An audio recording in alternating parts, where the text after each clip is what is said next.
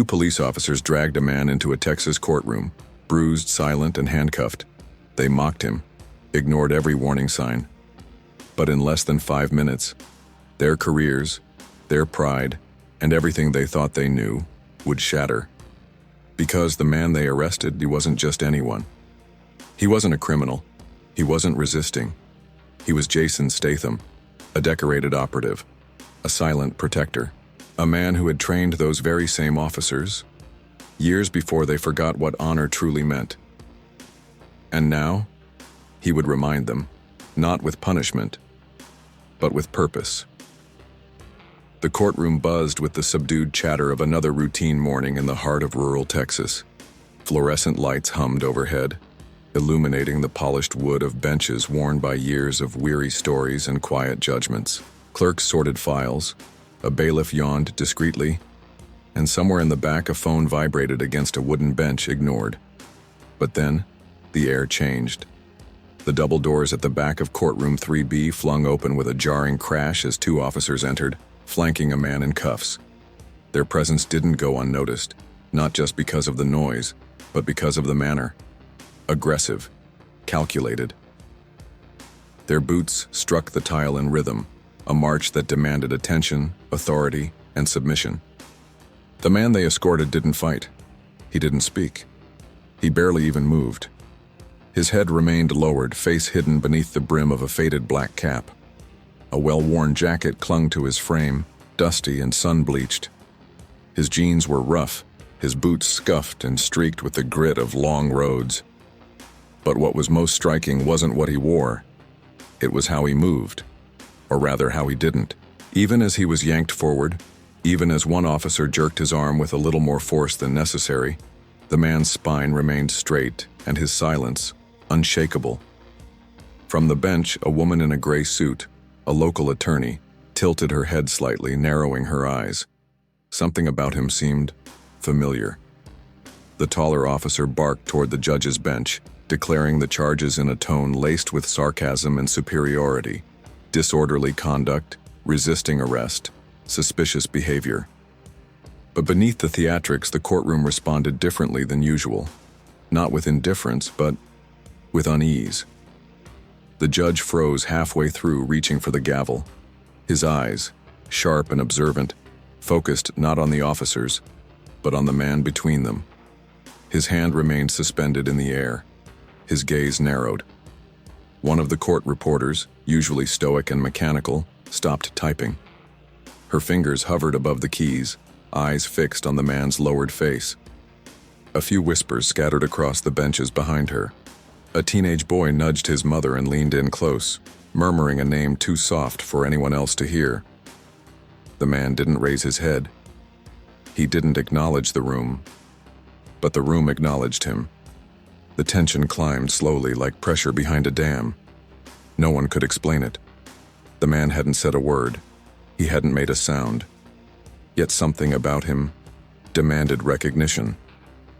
The judge's voice came again, firmer now. He asked the officers to verify the man's identification.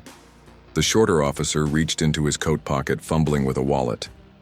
A paper slipped out. He bent to retrieve it, but froze midway as his eyes skimmed across the name printed in bold capital letters. Suddenly, the heat in the room changed. He straightened up slower than before, handing the documents to the bailiff with a stammer that didn't need words to betray his nerves. The bailiff glanced down, and his posture shifted too. A stillness settled over his frame. He handed the documents to the judge. The name on the file didn't belong to a nobody. It belonged to a man who had once been honored by the British government. A man who had served as an advisor to Interpol. A man who had trained tactical units in over a dozen countries. A man whose face had graced screens around the world. Not for glory or fame, but for what he stood for. Justice, strength, and silence in the face of chaos. Jason Statham, a name that, even without sound, echoed louder than the room could hold. The judge looked down at the papers, then back at the man in handcuffs. He blinked once, slowly, as if confirming with himself that it was real. The murmurs returned, louder now, crawling across the courtroom like electricity.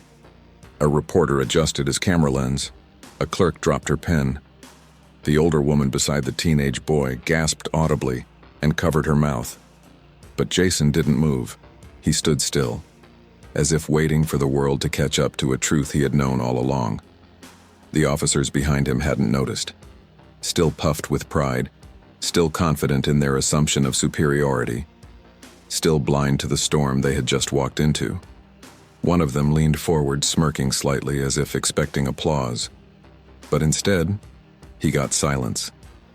A thick, suffocating silence that made the courtroom seem smaller than it had ever been. The kind of silence that follows recognition, the kind that precedes consequences. The judge's voice, when it came, was slower, calmer. He asked that the man in question raise his head. Jason did.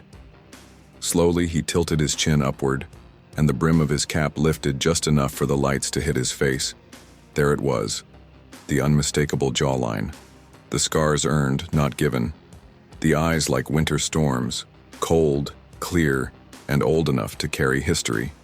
He didn't glare, he didn't challenge, he simply was. Every face in the room shifted, no longer looking at a suspect, no longer seeing a man to control but one to answer for. One of the officers took a step back, unconsciously. The other's jaw clenched, unsure whether to double down or disappear. Jason's eyes scanned the room slowly, not in judgment but in acknowledgement. He knew this theater. He knew its walls, its rules, its rhythms, but he had never expected to return to it like this. His silence was not submission. It was control. The judge cleared his throat again and instructed the bailiff to remove the man's restraints. The officers didn't move. The judge repeated the command. This time, the bailiff stepped forward. Hands shaking but sure, he unlocked the cuffs. The metal clinked to the floor like coins dropped in a well. Jason rubbed his wrists slowly, not to soothe pain, but as if shedding something symbolic. And then he looked over his shoulder, directly at the two men who had brought him there. They avoided his gaze. He didn't smile. He didn't sneer. He simply turned back to the bench, his expression unreadable. The room had shifted again. Power no longer belonged to uniforms. It belonged to presence. And Jason Statham's presence didn't just fill the courtroom, it redefined it. And as the judge leaned forward, ready to speak again, the older officer muttered under his breath. But it was too late. The world had already seen, and tomorrow every screen in America would replay this footage, not of an arrest, but of a reckoning. Just a few hours earlier, before the courtroom had erupted in whispers and camera flashes, the night had fallen over a quiet stretch of asphalt cutting through the outskirts of town. The kind of darkness only found in small towns, thick, endless, pierced only by flickering streetlights and the occasional headlight beam. Two police officers sat in their cruiser, idling in a gas station parking lot that hadn't seen a customer in over an hour. The younger one scrolled through his phone, half listening to the country song playing faintly on the radio. The older officer, seated in the driver's seat, watched the road like a hawk watches silence, expecting it to betray something. Then, like clockwork, a pair of headlights crept into view. A black SUV, nothing flashy, no license plate errors, no speeding, no swerving. But something about the way it moved, too slow, too calm. The older officer's gaze narrowed. He didn't need a reason, just a feeling. That was enough. With a flick of his fingers, he hit the lights. Red and blue flooded the empty road like fireworks in a vacuum. The cruiser pulled out and followed closely, tailing the SUV as it turned off onto a quieter street. It obeyed immediately, pulling over to the curb with surgical precision. No sudden movements, no delay. The two officers stepped out, their boots hitting the pavement with intent. The younger one adjusted his belt nervously. The older one placed his hand on his holstered weapon, not because he had to, because he always did. Inside the SUV, the man remained still. His hands were at 10 and 2, just as the manual advised. The brim of his cap cast a shadow over his face. His breathing steady, calm, too calm. That made them suspicious. The older officer approached the driver's side window and tapped twice. The window rolled down smoothly. He barked his standard request for license and registration, but the man didn't flinch. Instead, he nodded once and reached, slowly, into the glove compartment.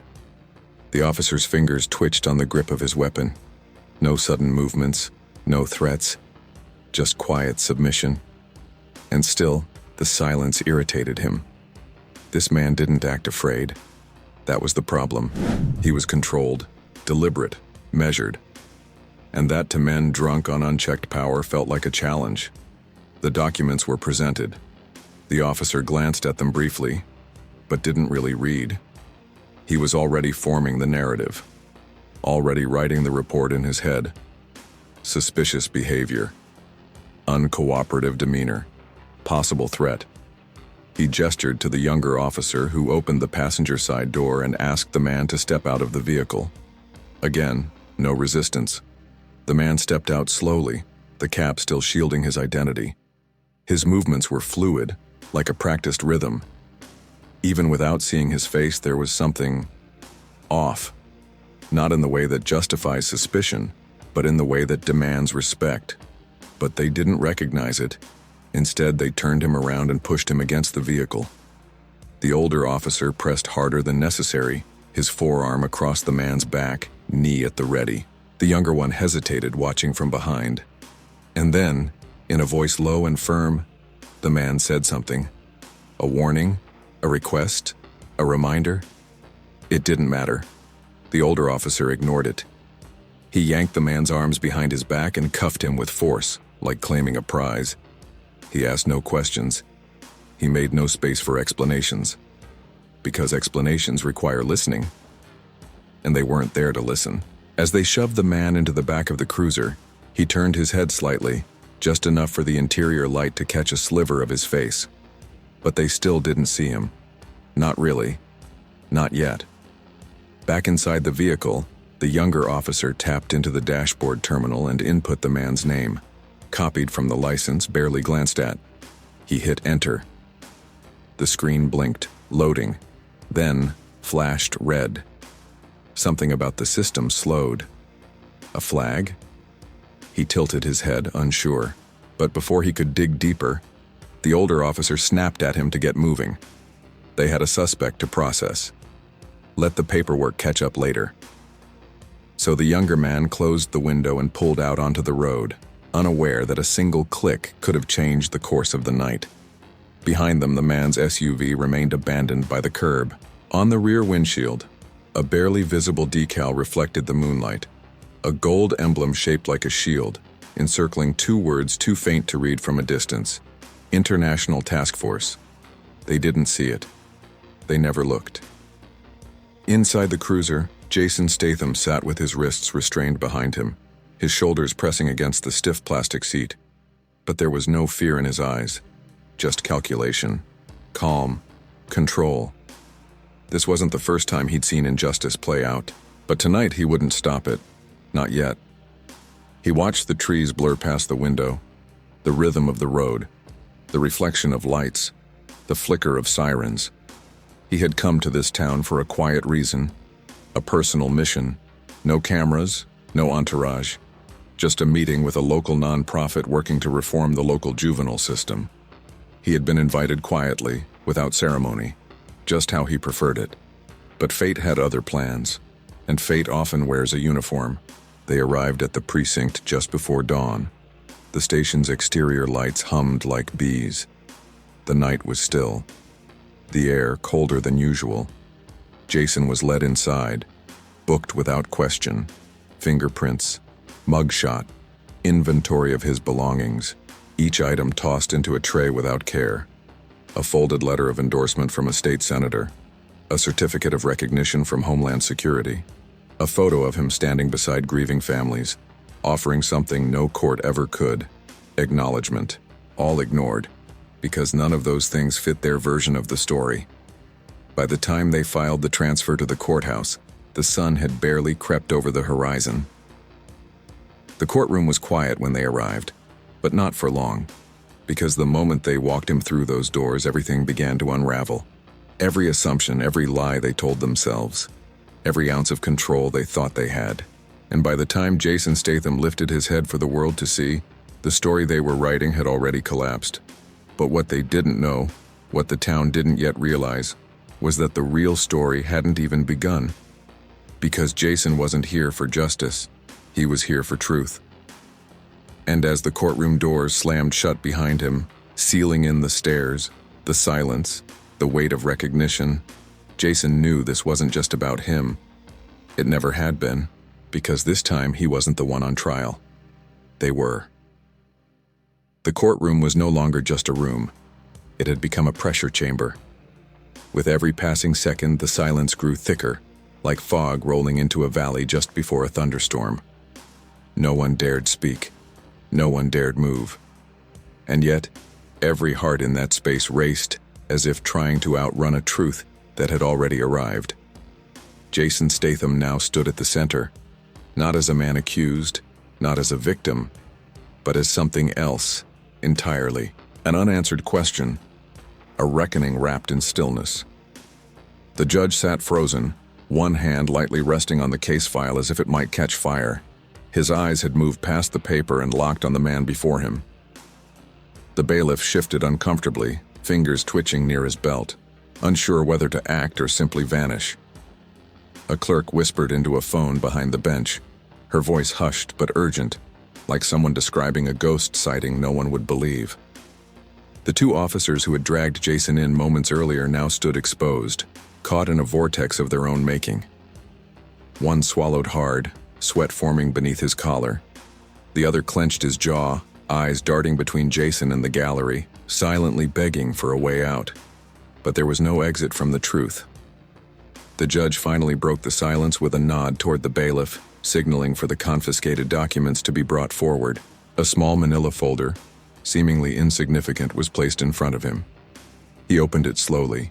Inside were records, not criminal, but commendable. A certificate from the Metropolitan Police, letters of commendation from European counter-terrorism units, photographs of Jason receiving humanitarian awards, images of him side by side with military veterans, disaster relief teams, and grieving families, always standing quietly in the background, never seeking attention, always serving where cameras rarely went. A name whispered across continents, respected in silence. And now, forgotten by two men who couldn't see past skin, clothing, and their own illusions of superiority. The judge leaned back, exhaling through his nose, his fingers steepled beneath his chin. The gallery held its breath. Then came the question, simple but thunderous, the name of the accused. One of the officers hesitated. His tongue stammered against the roof of his mouth, searching for courage that no longer lived there. The other officer, arms now limp at his sides, finally forced the words out. Jason Michael Statham. The name didn't need an introduction. It carried its own gravity. The silence cracked. Murmurs turned to gasps. A court stenographer dropped her notepad. A young intern sitting against the back wall covered his mouth in disbelief. And one man near the exit, a former Marine by the look of him, stood instinctively, not in protest, but in recognition. The judge didn't need more confirmation. He ordered the immediate removal of the handcuffs. But it was already too late. The damage had been done. The truth was out. And the footage was already being shared across phones, uploaded, captioned, circulated. Jason Statham arrested in Texas. Mistaken identity? Or something deeper? The media storm hadn't yet arrived, but its rumble was already echoing down the digital highway. Still, Jason didn't move. As the cuffs fell away, clattering to the floor like a broken verdict, he flexed his wrists as if measuring the weight of injustice just lifted. But his eyes never left the officers. Not out of vengeance, not even anger. Just examination. As if trying to understand how deeply the rot had spread, the judge spoke again, this time with more control, more intent. His words were sharp, authoritative, but also tinged with something unexpected. Shame. Not for himself, but for the system he represented. He asked if Jason wished to file charges, but Jason said nothing. Instead, he turned his head slightly, toward the gallery, toward the cameras, toward the people who had watched it all unfold. There was no rage in his stance, only purpose. Outside the courthouse, reporters scrambled to gather statements. Microphones were shoved in front of anyone who would speak. Bystanders gave their versions. Witnesses claimed they'd known it all along. Critics sharpened their knives. Supporters raised their phones like torches. But Jason remained inside, standing in a quiet hallway just beyond the main chamber. The officers sat on a bench now, side by side, no longer proud, no longer loud, just still. Their posture had changed. Their eyes, once cold and judging, now looked inward. Jason walked past them, slow, deliberate. No words were needed. His presence alone drew a line through their memories, carving something they would never forget. They had treated him like a statistic, but what they had handcuffed was a legacy. In a private chamber, the judge met with Jason and a handful of court administrators. Security footage was reviewed. Protocols were debated. Lawyers offered advice. But Jason, always calm, made a simple request. No lawsuits, no headlines, no punishment, just one condition. He wanted the two officers for 1 week, no jail, no demotion, just 7 days with him. It was a request that stunned the room. But he didn't flinch, because Jason understood something most men never learn. True strength doesn't come from destroying your enemy. It comes from changing them. And to change them, you must walk with them through the fire they lit. The judge, after a long pause, agreed, on one condition of his own, that Jason document the experience, not for show, but for history. Because someday, when the noise faded, someone would need to remember that redemption had a face, and that face wasn't angry, it was resolved. And so, as the sun dipped low on the horizon that evening, 2 officers rode quietly in the back of a black SUV, no longer the captors, but the students. Jason sat in the front, hands free, mind focused. A man once bound by cuffs, now holding the key to something far more powerful, transformation. And as they passed the city limits, heading toward an old training facility long forgotten by time, the older officer finally asked the question that had haunted him since that morning. But Jason didn't answer. He only smiled, eyes fixed on the long road ahead, because some answers must be earned. The sun hung low over the hills of northern Texas, painting the sky in hues of amber and blood orange as the SUV pulled into the gates of an abandoned police training compound. The asphalt had cracked with time. Weeds had begun their slow conquest over sidewalks once used for cadet marches and morning drills. A faded American flag still clung stubbornly to a rusting pole, flapping against the wind like a tired soldier refusing to fall. Jason stepped out first. He didn't wear a uniform. He didn't carry a badge. And yet everything about his posture, his control, his purpose radiated authority. Behind him, the 2 officers hesitated. No one was watching. No press, no cameras, no one to cheer, to shame, or to shield them. It was just them, and the week that would change everything. The first lesson began not with technique, but with silence. Jason led them to a large open room once used for physical training. Mirrors cracked along the walls. The mats were worn, dusty, and yet the space held something sacred, something preserved. He pointed to the floor and waited. The officers stood awkwardly. One shifted his weight from foot to foot. The other avoided eye contact. But Jason didn't speak. He didn't command.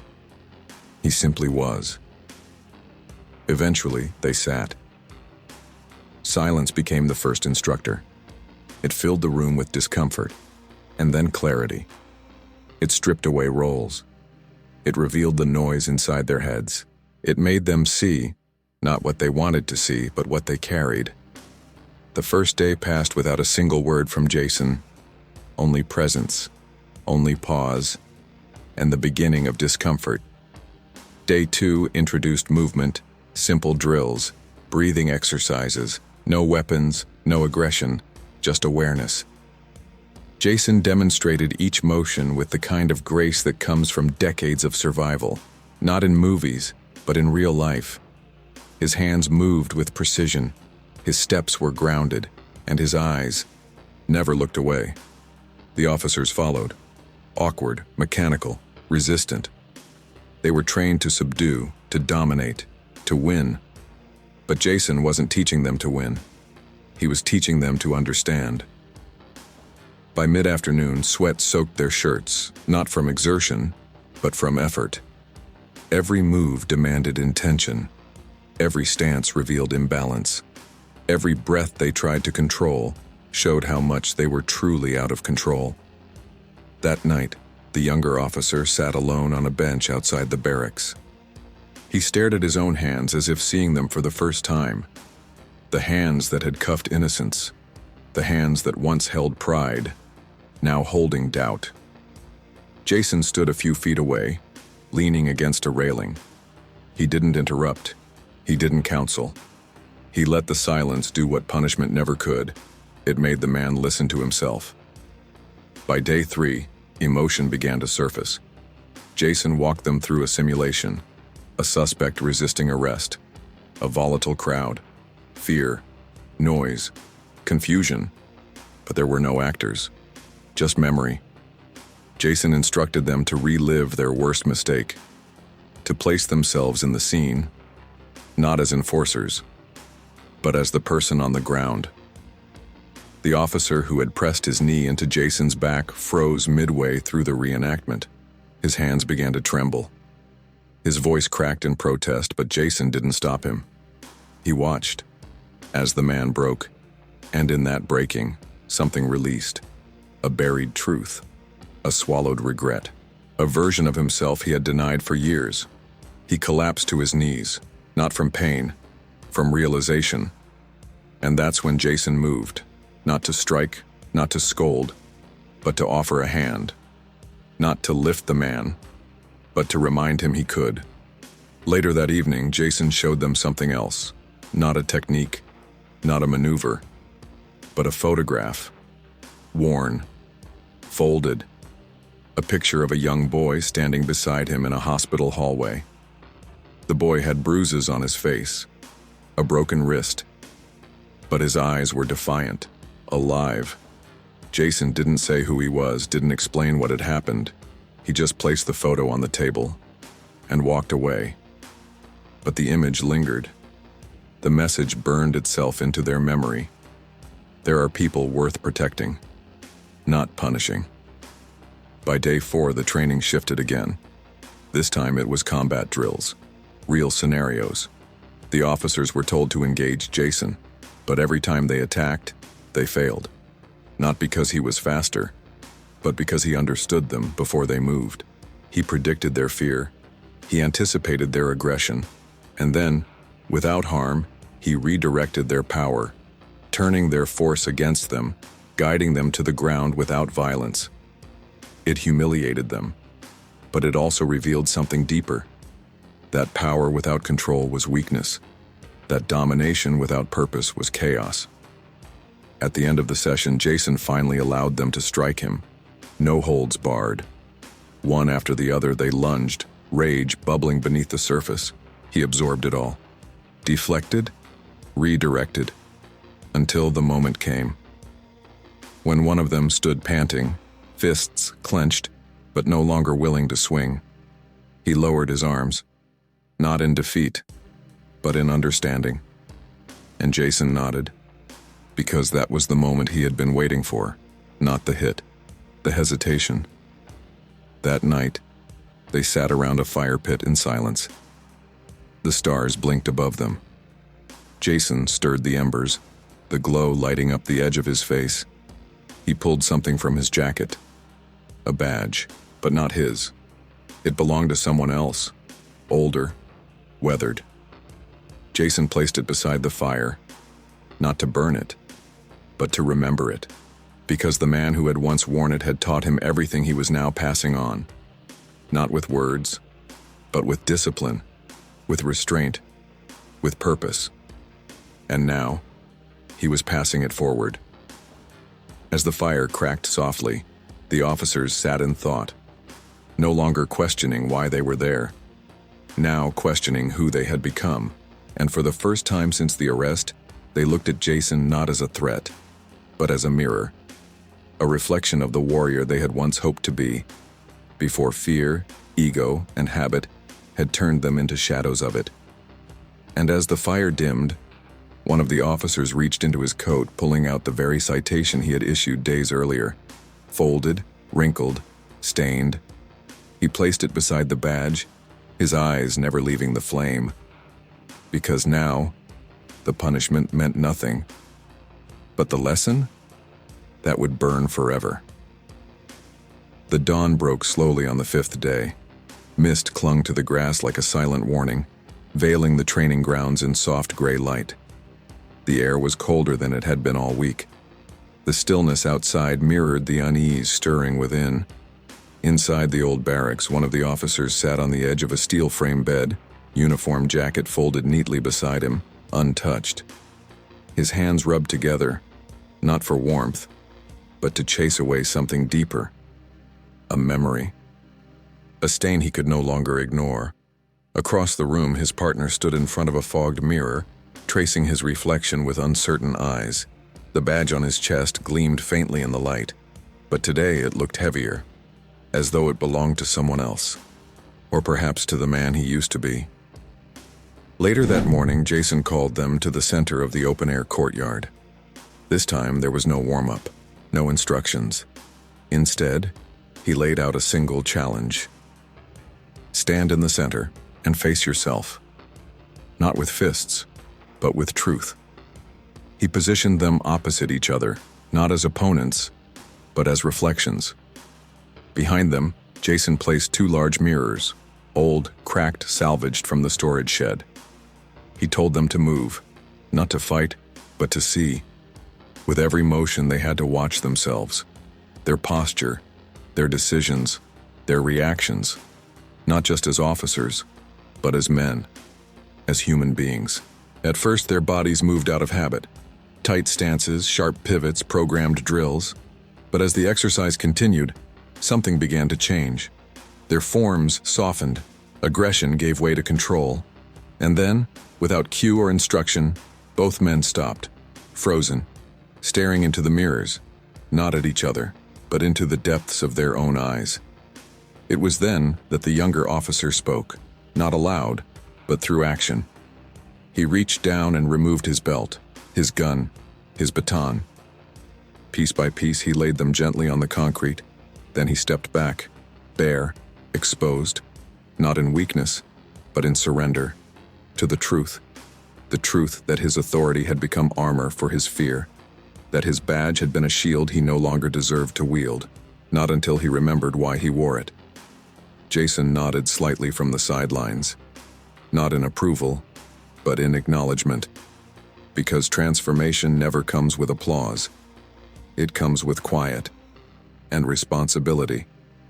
That afternoon, Jason led them to the northern field, once used for obstacle courses, now overtaken by wild grass and silence. He handed them 2 letters, each sealed in an unmarked envelope.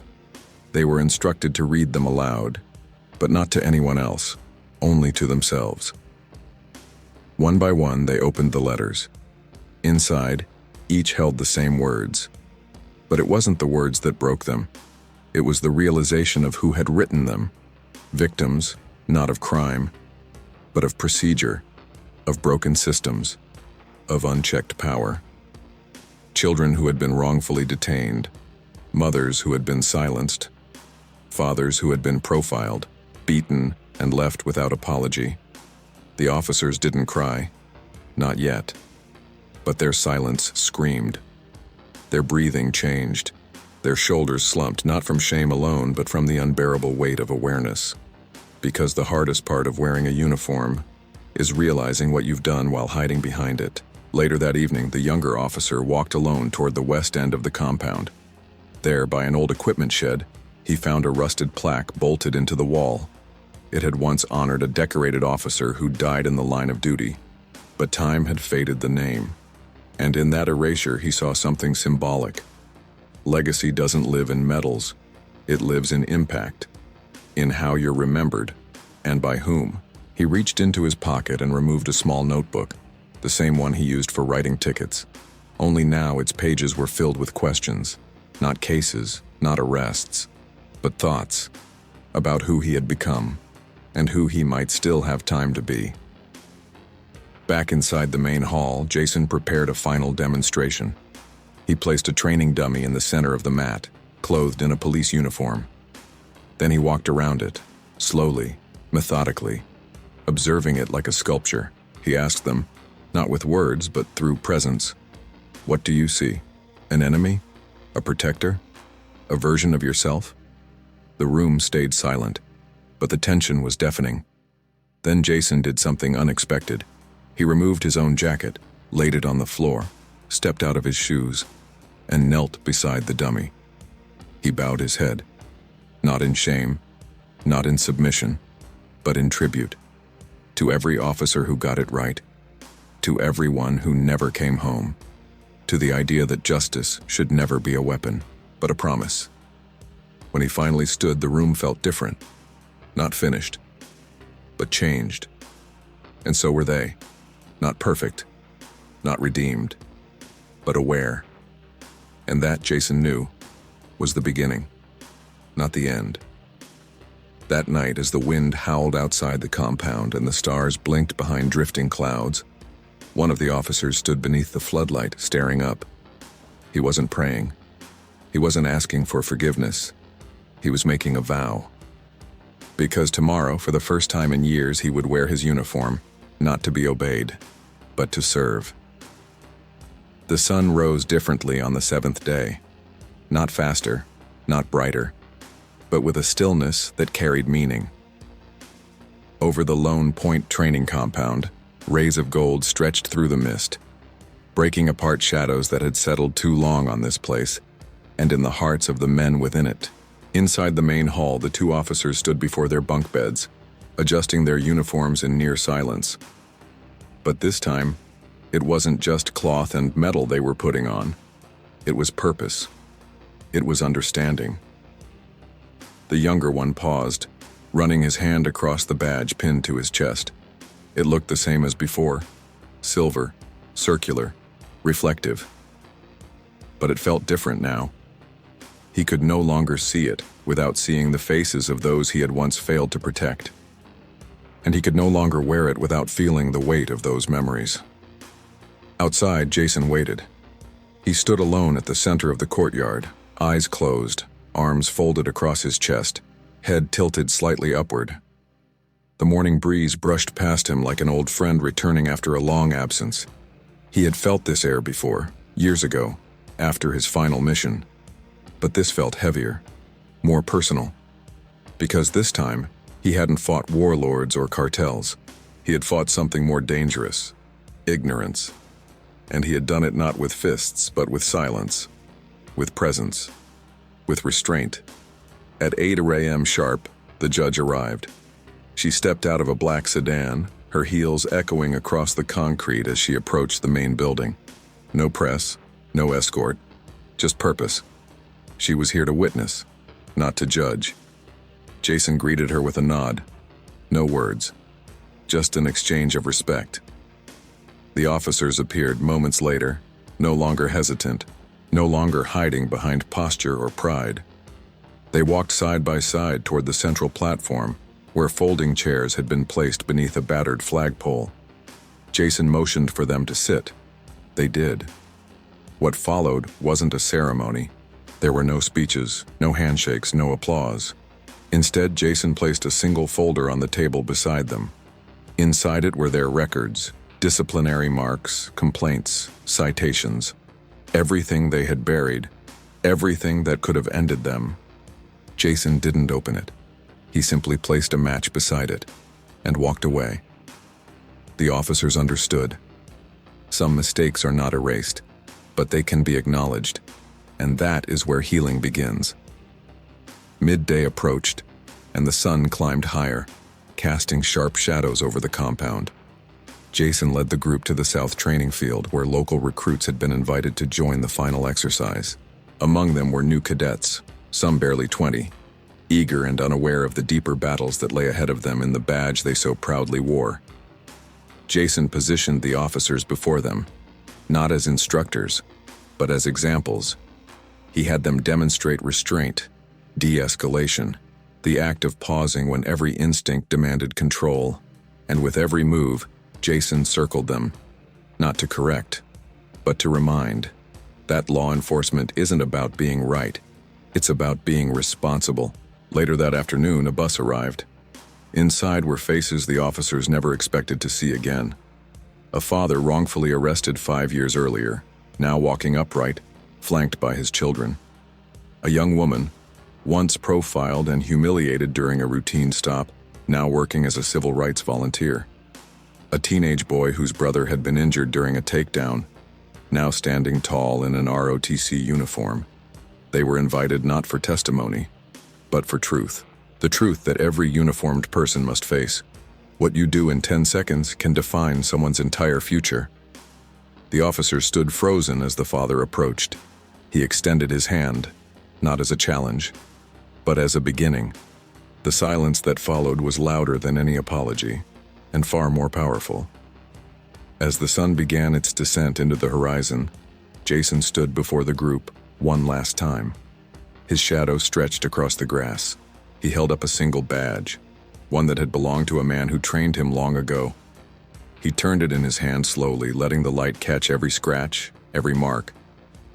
Then he looked out at the crowd, not at the officers, not at the recruits, but at everyone. The ones who had watched, the ones who had doubted, the ones who had listened in silence all along. He placed the badge down, not on a podium, but in the open dirt, and stepped away. Because badges are not meant to be worshipped, they are meant to be earned. That evening, the compound emptied slowly. The recruits boarded buses. The judge returned to her chambers. Jason remained behind, alone again. But not the same. Because something had shifted, not just in two men, but in a system too long kept blind. The next morning, back at the courthouse, a hearing room stood ready. A young boy paced nervously in the hallway. He clutched a stack of papers. His clothes were too big, his shoes untied. Inside, 2 officers sat at the front bench, waiting, not to testify, but to listen. The boy entered, eyes wide. Then for the first time he saw them. He froze. The younger officer stood and walked forward, slowly, deliberately. He knelt, lowering himself to the boy's eye level. He extended his hand, not as an officer, but as a man. The boy took it, and the room exhaled. Across the country, a video quietly went viral. It didn't show arrests, or body cams, or violence. It showed 2 officers planting a tree in a city park. No words, just motion, just silence. The caption read, "Rebuilding doesn't start with justice, it starts with truth." Back at the compound, Jason stood one last time before the abandoned building. He placed his hand on the wall beside the rusted plaque, the one with the name no longer visible. And then, from his coat pocket, he pulled out a new plaque.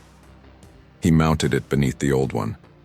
It didn't carry a name, just a phrase, engraved into the metal, barely noticeable unless the light hit just right, were 6 words: "The badge is not the man."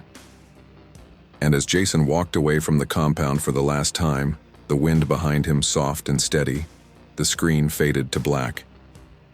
Because stories like this don't end with justice, they end with choice. Yours. In a world desperate for justice, sometimes the loudest message is delivered in silence. If this story made you feel something, don't let it stop here. Tap that like button, share this video with someone who needs to see it, and subscribe now, because we're just getting started. Real stories, real lessons, real impact. This is more than a video.